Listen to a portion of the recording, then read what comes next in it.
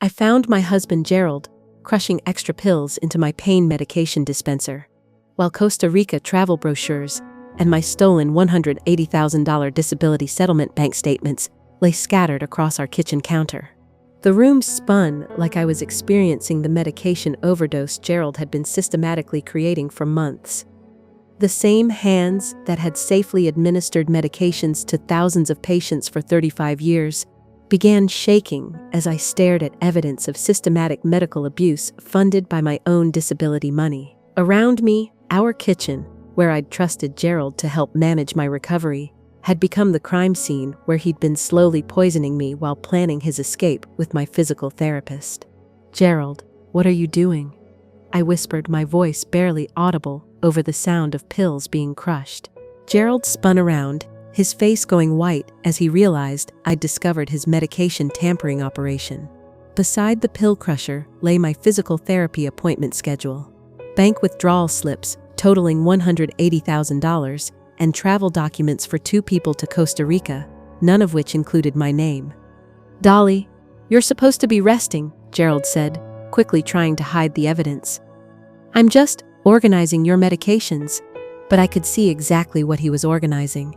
Extra pills that weren't in my prescription bottles, dosages that would create dangerous interactions, a systematic drugging operation designed to keep me compliant while he stole my settlement money and planned his new life. My name is Dolores Patterson. I'm 64 years old, and this is the story of how I discovered my husband Gerald had been systematically deceiving me while I funded his lies. He thought my injury vulnerability made me helpless, that my trust in family made me blind, that my pain medication needs made me an easy target. But what he didn't know was that the same nursing expertise that had protected patients for 35 years was about to expose his coordinated betrayal and help me reclaim my independence in ways he never saw coming. If this situation resonates with your soul, hit subscribe and let me know in the comments where you're tuning in from. "Gerald, those aren't Dolly's regular medications," Wilma said, her voice taking on the professional authority I recognized from my own nursing days. "Why are you adding extra pills to her dispenser?" Extra pills. I looked at the medication bottles Gerald had been using, prescriptions I'd never seen before, with dosages that didn't match anything my doctor had prescribed. As a nurse, I knew every medication in my regimen, every dosage, every potential interaction. What Gerald was adding to my dispenser would create dangerous overdose levels. "She's been having breakthrough pain," Gerald replied, but his voice lacked conviction. "I'm just trying to help her manage it better." Breakthrough pain. Except my pain levels had been mysteriously increasing over the past 5 months, despite following my prescribed medication schedule exactly. As a nurse, I'd found it medically puzzling that my recovery seemed to be getting worse instead of better. But it gets worse. "Dolly, did you ask Gerald to modify your medication regimen?" Wilma asked, turning to me with the same concerned expression I'd used with patients when I suspected medication abuse. "I never asked him to change anything," I said, my voice stronger now as my nursing instincts kicked in. "I've been managing my own medication since my injury. I don't need help with something I did professionally for 35 years. The look that passed between Gerald and Wilma told me everything I needed to know. This wasn't the first time they'd discussed my medication management. This wasn't a husband trying to help his wife. This was systematic medication tampering with professional consultation. "Gerald, we need to talk," Wilma said, but her voice carried an edge I hadn't heard before. Privately, my physical therapist and my husband needed to have a private conversation about my medications. Medications I was supposedly too confused to manage myself, despite decades of nursing experience. $180,000, I whispered, the number hitting me like a physical blow. That's what my disability settlement had been worth. Money I'd received after my work-related back injury forced early retirement. Money that was supposed to support my recovery and our future. Money that Gerald had been managing while I focused on healing. "What did you say, Dolly?" Wilma asked, but she was staring at Gerald with growing suspicion. "My disability settlement. The money Gerald's been managing while I recover."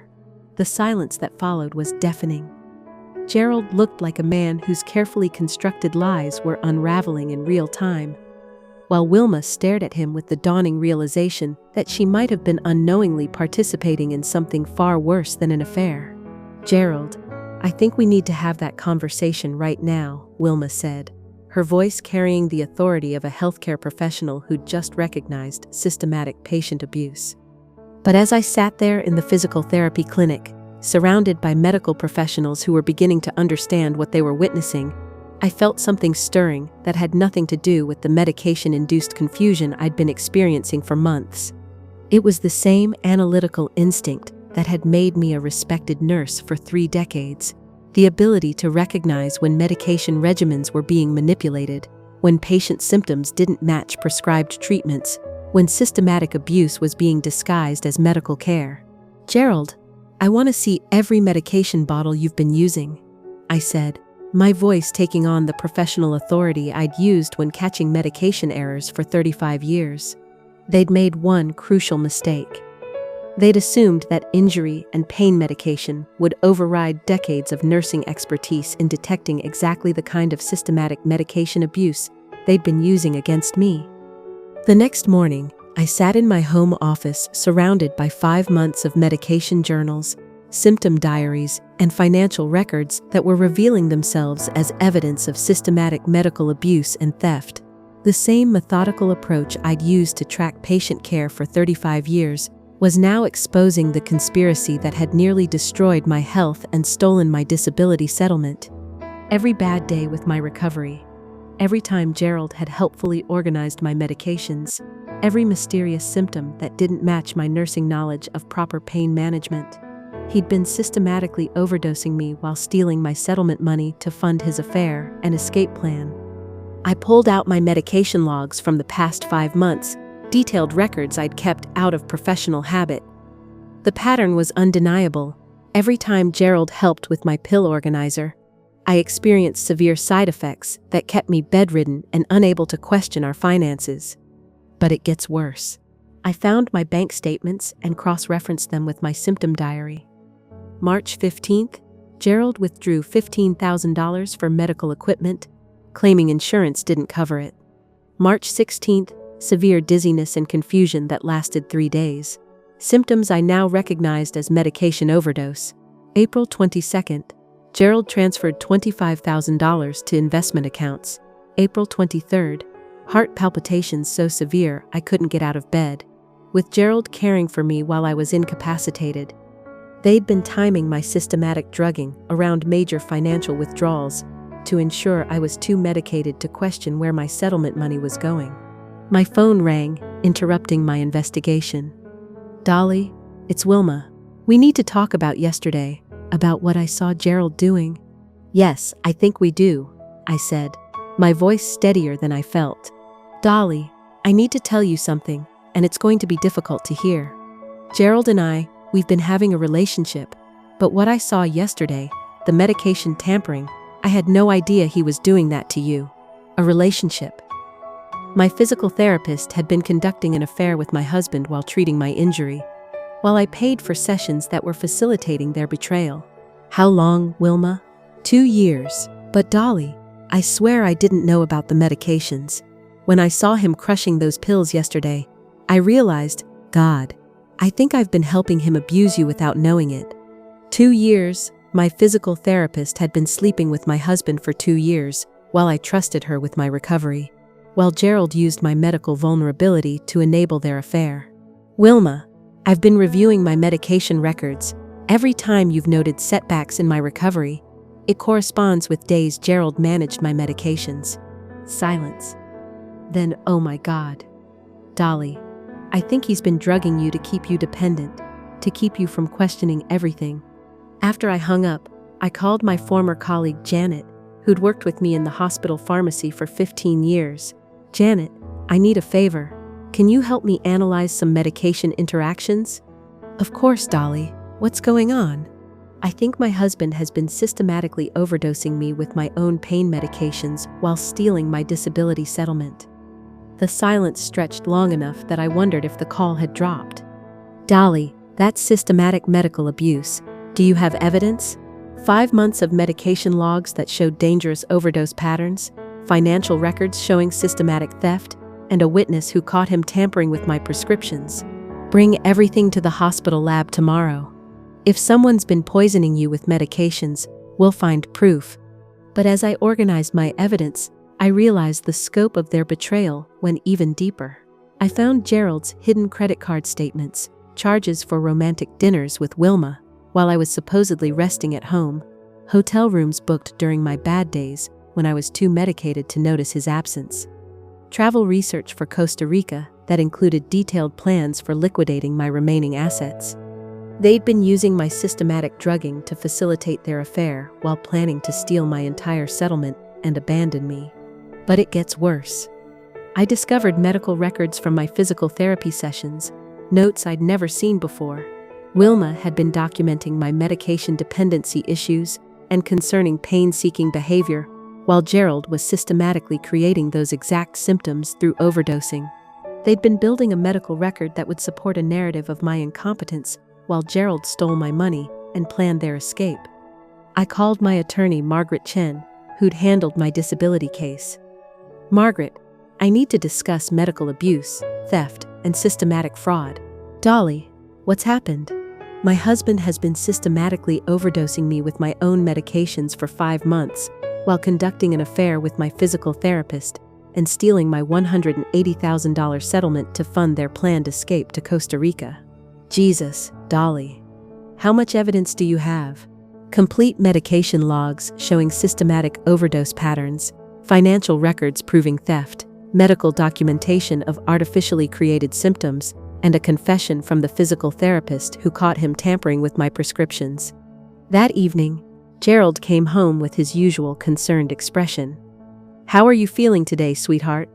You seemed confused yesterday. Confused?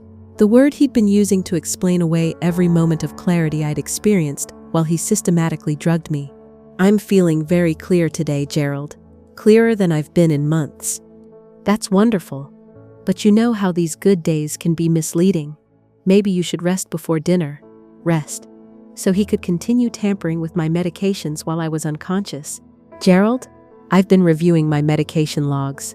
The patterns don't make medical sense. His face went pale. Dolly, you're overthinking things. Trust me to help manage your recovery. I'm a registered nurse with 35 years of experience. I don't need help managing medications I prescribed to patients for decades. For the first time in 5 months, Gerald looked genuinely afraid. The confident man who'd been orchestrating my systematic drugging looked like someone whose perfect medical abuse scheme had been exposed by his intended victim. They'd underestimated exactly who they were trying to drug into submission.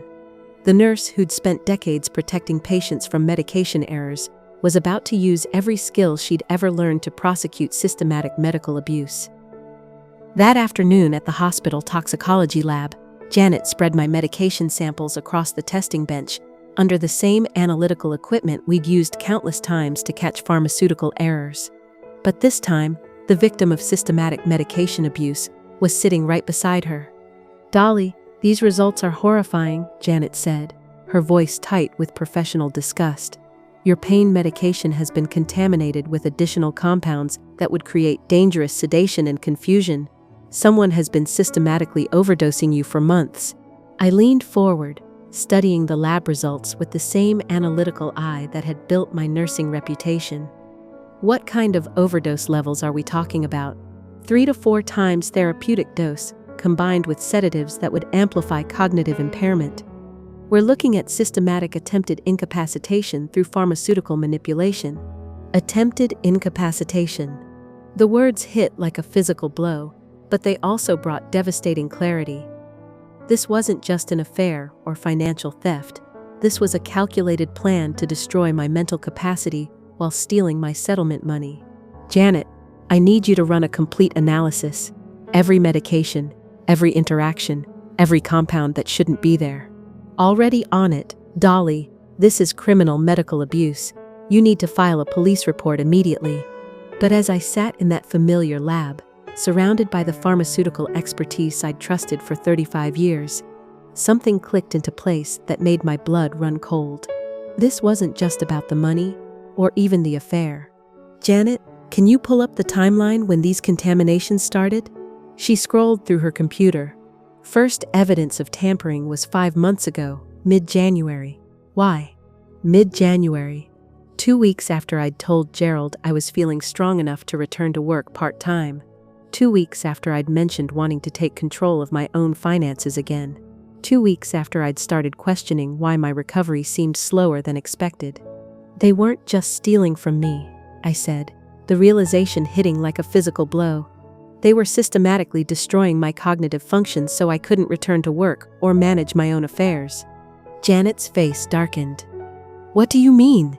Every time I showed signs of improvement, every time I mentioned feeling ready to be more independent, Gerald increased the medication tampering. They were using my nursing background against me, making me doubt my own medical knowledge while systematically drugging me into compliance. But it gets worse. My phone buzzed with a text from Wilma. "Can we meet?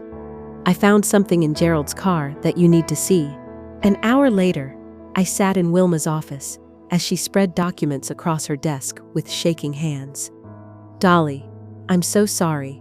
I found these in Gerald's glove compartment when I was looking for his insurance card." The papers made my stomach churn. Detailed medication schedules showing exactly how much to increase my dosages. Financial planning documents outlining how to liquidate my remaining assets. And most devastating of all, a timeline for having me declared mentally incompetent so Gerald could gain power of attorney over my remaining settlement funds. "Wilma, this shows systematic planning to have me declared incompetent." "There's more," she said, her voice breaking. "I found emails between Gerald and someone named Dr. Marcus Chen about getting you evaluated for cognitive decline and medication dependency. Dolly, I think Gerald was planning to have you institutionalized."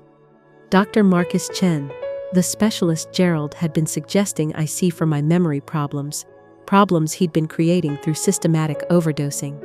"Wilma, I need to ask you something, and I need you to be completely honest.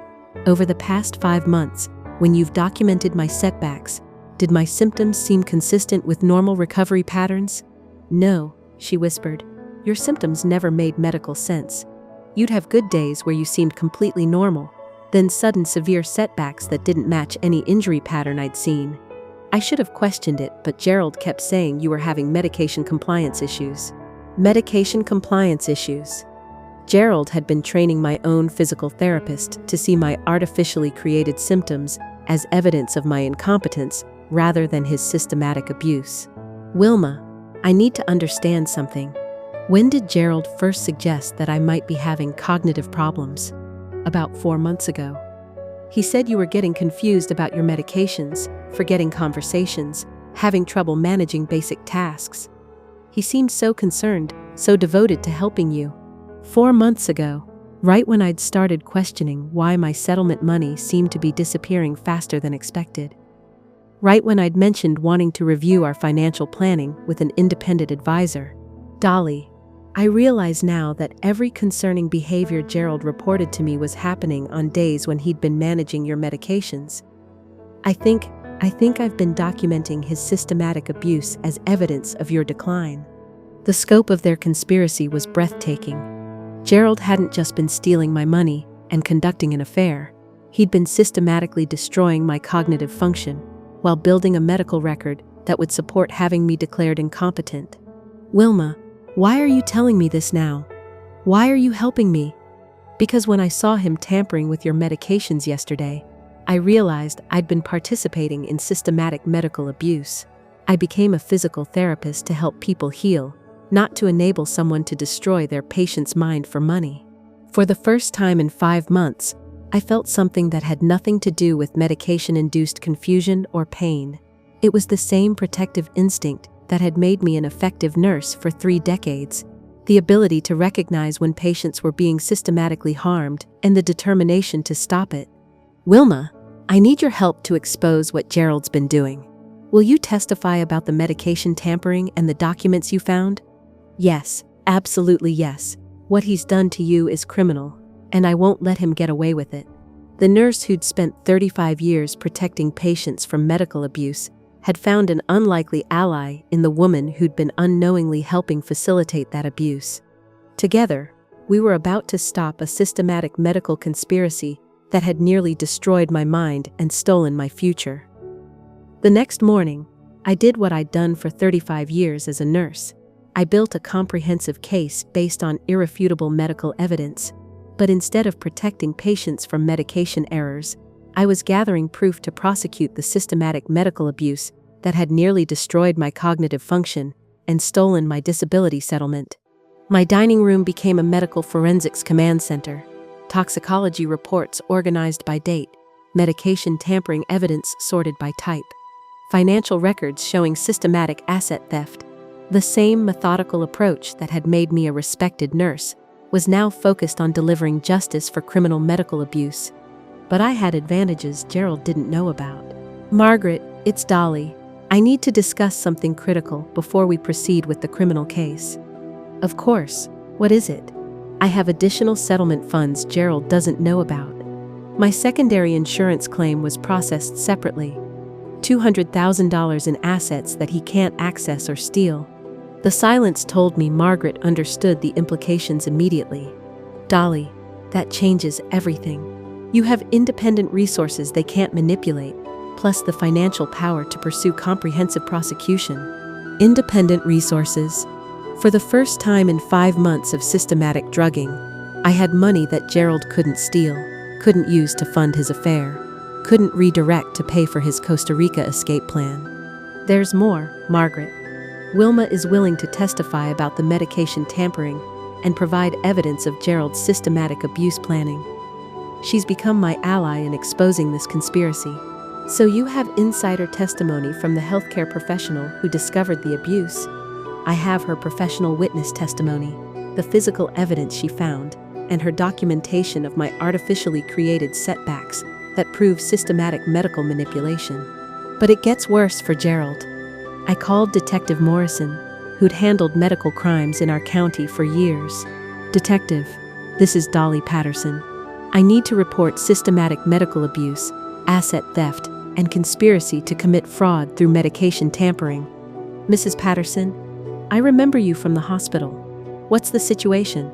"My husband has been systematically overdosing me with my own pain medications for 5 months, while conducting an affair with my physical therapist and stealing my $180,000 disability settlement to fund their planned escape to Costa Rica." "Jesus, Dolly, how much evidence do you have?" "Complete toxicological analysis showing systematic medication tampering, financial records proving asset theft, medical documentation of artificially created symptoms, and testimony from the physical therapist who caught him in the act and is now cooperating with prosecution. Can you come in this afternoon?" "Bring everything." That afternoon, I drove to my former hospital, the place where I'd built my nursing reputation over 3 decades. What Gerald didn't know was that I'd maintained my professional relationships and medical credentials throughout my supposed cognitive decline. "Dr. Martinez, it's wonderful to see you," my former supervisor said. "How are you handling your recovery?" "Gerald mentioned you'd been having some difficulties." "Some difficulties?" Gerald had been preparing the narrative for when his systematic abuse was exposed, positioning me as someone having recovery problems rather than someone being systematically drugged. "I'm handling it very well now that I understand what was causing my symptoms," I replied, settling into his office chair. "Dr. Martinez, I need your help with a very serious medical abuse case." "Of course. What kind of case?" "Systematic medication tampering designed to create cognitive impairment and dependency. I need expert testimony that will hold up in criminal court." Dr. Martinez's face went serious. "Dolly, are you saying someone has been medically abusing you?" "I'm saying my husband has been systematically overdosing me with my own medications while stealing my disability settlement and planning to have me declared incompetent so he could gain power of attorney over my remaining assets. But my most powerful weapon wasn't just evidence, it was my professional alliance with Wilma." "Dolly, I've been thinking about everything we discussed," Wilma said when I called her that evening. "I want to do more than just testify. I want to help you build the strongest possible case against Gerald." "What do you mean?" I have access to all the medical records I created documenting your decline. I can show exactly how Gerald's medication tampering corresponded with the symptoms I was recording. I can prove that every setback was artificially created. Wilma, that would be incredibly powerful testimony. There's more. I found Gerald's medication schedule in his car. A detailed plan showing exactly when and how much to increase your dosages. I photographed everything before he could destroy the evidence. A detailed medication schedule. Physical proof of Gerald's systematic abuse planning that would be impossible to explain away in court. That evening, I sat in my kitchen, the same kitchen where Gerald had been crushing extra pills into my medication dispenser, and felt something I hadn't experienced in 5 months, complete control over my own mental clarity and legal standing. Gerald came home at his usual time, carrying the same briefcase he'd used to hide his medication tampering supplies. "How was your day, sweetheart?" he asked, but his voice lacked the confident condescension he'd been using for months. "Very productive," I replied, looking up from the criminal evidence files I was organizing. I met with Detective Morrison about medical abuse charges, consulted with toxicologists about systematic poisoning, and secured expert testimony from my professional colleagues. Gerald's face went ashen. Medical abuse charges, systematic medication tampering with intent to incapacitate, conspiracy to commit fraud, and theft of disability settlement funds. Detective Morrison was very interested in the toxicological evidence and Wilma's testimony about your medication schedule. For the first time in 41 years of marriage, Gerald looked genuinely terrified. The confident man who'd been orchestrating my systematic drugging looked like a criminal whose perfect medical abuse scheme had been exposed by his intended victim and her unlikely ally. "Dolly, we can work this out." "We are working it out, through the criminal justice system. Tomorrow morning, you'll be arrested for conspiracy to commit medical abuse and systematic asset theft." The nurse had become the prosecutor, and the evidence was overwhelming. Sunday family dinner at my house arrived with the same gathering that had facilitated 5 months of systematic medical abuse and asset theft. But this time, the conspirators didn't know they were walking into a confrontation orchestrated by someone who'd spent 35 years building medical cases that protected patients and exposed abuse. "Dolly, you look different today," Gerald said as he walked into my dining room, where I'd set the table for what would be our last meal together. "More alert."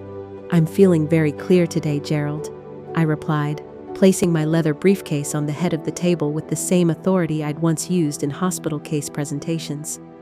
"Clearer than I've been in 5 months. Wilma entered behind him, as she always did when Gerald brought his physical therapist for what he'd told our family were medical consultations about my recovery. Around the table sat the same extended family members who'd watched Gerald care for me during my systematic drugging: his brother, his parents, family friends who'd witnessed my medication problems without knowing they were watching attempted medical abuse. "Before we eat," I announced, my voice carrying the professional authority that had commanded respect for 4 decades. "I have something important to share with everyone." Gerald started to interrupt. "Dolly, maybe you should rest." "Sit down, Gerald." The command in my voice stopped him mid-sentence. "Everyone needs to hear this." I opened my briefcase and pulled out the organized evidence files, spreading them across the table like I'd done countless times when presenting patient safety cases to hospital committees. For the past 5 months, Gerald has been systematically overdosing me with my own pain medications while conducting an affair with Wilma and stealing my $180,000 disability settlement to fund their planned escape to Costa Rica. The room fell silent, but this time the silence belonged to me. These are toxicology reports showing systematic medication tampering designed to create cognitive impairment. I held up the laboratory analysis. These are financial records showing Gerald stole my settlement money to fund his affair. And this is Gerald's handwritten medication schedule, showing exactly how much to overdose me and when. The family members who'd sympathized with Gerald's burden of caring for his confused wife were now staring at the conspirators with growing horror. "But it gets worse," I continued, pulling out the medical records. "Here's documentation showing Gerald was planning to have me declared mentally incompetent, so he could gain power of attorney over my remaining assets while institutionalizing me for medication dependency that he was systematically creating. Wilma, who'd been silent through the revelation, finally spoke.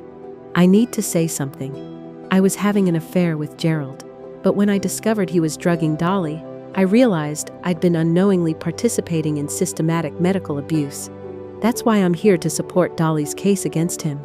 The shock on everyone's faces was complete, but I wasn't finished delivering justice. Detective Morrison has reviewed all evidence. Criminal charges were filed this morning for systematic medical abuse, conspiracy to commit fraud, and theft of disability settlement funds. I looked directly at Gerald. The arrest warrant is being executed after dinner. But the most devastating moment came when I addressed Gerald's extended family. For 5 months, you all watched Gerald care for me during my supposed cognitive decline. You nodded sympathetically when he discussed my medication problems and memory issues. You accepted his narrative that I was becoming incompetent while he was systematically drugging me to steal my settlement money and plan my institutionalization. The shame on their faces was palpable, but I wasn't done delivering accountability. Every symptom you witnessed was artificially created through medication overdoses. Every moment of confusion was drug-induced. Every health crisis was systematic medical abuse designed to make me appear incompetent while Gerald stole my life savings. Gerald finally found his voice, but it came out as a desperate whisper. "Dolly, we can work this out privately." Privately? I stood up, my full professional authority on display. "You've been publicly drugging me for 5 months. You used family dinners to monitor my declining health while increasing medication dosages. You discussed my future institutionalization while I was sitting at this table. Too medicated to understand you were planning to have me declared incompetent." But the most powerful moment came when Detective Morrison arrived exactly on schedule, accompanied by 2 uniformed officers. "Dolly, is this the suspect?" Detective Morrison asked, looking at Gerald with the professional disgust reserved for people who use medical knowledge to abuse vulnerable patients. "Gerald Patterson," I confirmed. 5 months of systematic medical abuse with complete documentation and expert testimony. As the handcuffs clicked into place, Gerald looked at me with something I hadn't seen in months, genuine recognition of exactly who he'd been trying to destroy. "You have the right to remain silent," Detective Morrison began. But Gerald was staring at me with the dawning realization that he'd tried to systematically drug someone who'd spent her entire career understanding medication protocols, detecting abuse, and protecting patients from exactly the kind of medical manipulation he'd used against me. "Wilma Chen, you're also under arrest for conspiracy to commit medical abuse," Detective Morrison continued, though Wilma's cooperation agreement would significantly reduce her charges. "I understand," Wilma said quietly. "I want to make this right." The family dinner that had facilitated 5 months of systematic medical abuse had just become the setting for complete justice. They'd underestimated exactly who they were trying to drug into submission. The nurse, who'd spent 35 years protecting patients from medication errors, had just applied those same skills to prosecuting systematic medical abuse and asset theft. Gerald had tried to use my own medications to destroy my cognitive function while stealing my disability settlement. Instead, he'd awakened the protective instincts of someone who'd made a career of catching people who used medical knowledge to harm vulnerable patients. The case was closed, and the verdict was decades in prison. 11 months later, I stood in my renovated home office, where I'd first analyzed the toxicology reports that saved my life, but everything had changed. The woman who'd once questioned her own nursing expertise while being systematically drugged was gone, replaced by someone who'd reclaimed not just her cognitive function, but her entire professional purpose. The legal proceedings had been swift and comprehensive. Gerald pled guilty to systematic medical abuse and received 20 years in prison plus full restitution. Wilma's cooperation led to reduced charges, and her testimony became crucial in establishing new protocols for detecting medication abuse. But more importantly, the entire healthcare community now understood exactly what had been done to Dolores Patterson. "Mrs. Patterson, it's Detective Morrison," came the familiar voice on my phone. "I wanted to let you know the final restitution payment came through. $180,000 in stolen settlement funds, plus $300,000 in damages and medical expenses. Your case is officially closed. $480,000. Not just recovery, but justice with compound interest for systematic medical abuse and cognitive destruction. Detective, this case has become the national standard for medical abuse prosecution, hasn't it? Ma'am, in 20 years of criminal investigation, I've never seen a victim build such a comprehensive case against systematic medication tampering. The Department of Health is using your documentation methods to train investigators in healthcare abuse cases nationwide. After I hung up, I sat at my desk, the same desk where I'd organized evidence that exposed Gerald's conspiracy. But now it held something different. Correspondence from the National Institute on Aging, requesting my consultation on developing protocols for detecting systematic medication abuse in elderly patients. The doorbell rang, and I opened it to find Wilma, holding a folder of documents and wearing the professional badge of her new position as Patient Advocacy Coordinator. Dolly, I heard about the final settlement and the NIH consultation offer. How does it feel to be the most respected medical abuse expert in the country? Like I'm finally using my nursing expertise where it matters most, I said, and meant it completely. For 35 years, I protected patients from medication errors. Now I'm protecting patients from medication crimes. Wilma smiled, though her expression carried the weight of someone who'd learned hard lessons about professional responsibility. The State Board of Physical Therapy wants to establish the Dolores Patterson Protocol for detecting medication abuse during patient treatment. Your case has changed how we approach patient advocacy. The Dolores Patterson Protocol.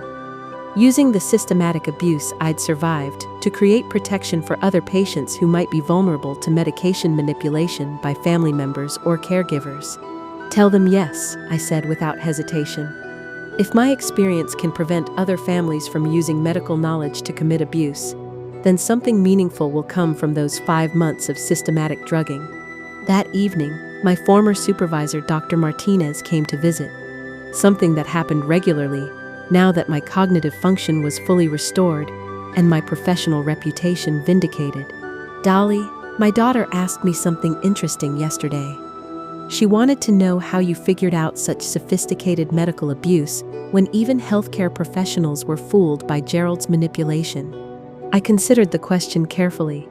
I stopped making excuses for symptoms that didn't match my nursing knowledge and started trusting my professional instincts. 35 years of medication management taught me to recognize when drug effects were intentional rather than accidental. Dr. Martinez nodded thoughtfully. The hospital wants you to return as a consultant for our new medical abuse detection unit. Your case has shown us how family members can weaponize healthcare knowledge against vulnerable patients. The transformation wasn't just professional, it was deeply personal. The woman who'd once questioned her own medical expertise now spoke with unqualified authority about patient protection and medication safety. My attorney, Margaret Chen, stopped by later that week. Dolly, I have to ask, how did you maintain such detailed medical records throughout the systematic drugging? Most victims don't have nearly this level of documentation. 40 years of nursing trained me to document everything. But more than that, I learned to trust my professional instincts when medication effects didn't make sense, even when everyone else was telling me I was confused about my own expertise. Margaret smiled. The American Bar Association wants you to speak at their elder law conference. Your case has changed how attorneys approach medical abuse cases involving family members. The ripple effects continued expanding. The National Association of Nurses invited me to develop training programs on recognizing medication manipulation. 3 medical schools requested permission to use my case in their pharmacology and patient safety curricula. The Centers for Disease Control asked me to consult on detection protocols for systematic medication abuse. But the most meaningful transformation was internal. The voice that had been systematically silenced through medication manipulation was now stronger than ever. If this story resonates with you, I said into my phone, recording a message for the Medical Abuse Prevention Program. Remember this. Your professional expertise doesn't disappear when someone you love betrays you. Your ability to recognize medication effects and drug interactions doesn't diminish when family members use that knowledge against you. Your right to cognitive clarity and medical safety doesn't expire when you become vulnerable. I paused, thinking about the woman I'd been 11 months ago, questioning her own nursing knowledge while being systematically drugged by her husband. I spent 35 years protecting patients from medication errors and dangerous drug interactions. I had to learn to apply those same protective skills to myself when my own husband became the threat. The people who truly care about your health don't manipulate your medications. They don't use your medical vulnerability as a weapon against your independence. Real love validates your professional knowledge and protects your well-being. The recording would be used in training sessions worldwide, helping other healthcare professionals recognize when medical knowledge was being weaponized against patients. As I hung up the phone, I realized the most profound change wasn't in my circumstances, it was in my voice. The woman who'd whispered questions about medication effects now spoke with the authority of someone who'd survived systematic medical abuse and transformed it into protection for others. Gerald had tried to steal my cognitive function, my settlement money, and my professional credibility through systematic medication tampering. He'd succeeded in drugging me for 5 months, but he'd never touched what mattered most, the nursing expertise and patient advocacy instincts that had defined my career. In the end, those skills hadn't just saved my life. They'd transformed me into someone who could protect others from the same systematic medical abuse while building the honest professional relationships I'd always deserved. Some people underestimate retired nurses at their own peril. We've spent decades learning exactly how to detect when medications are being used as weapons, even when the criminals are sleeping in our own beds.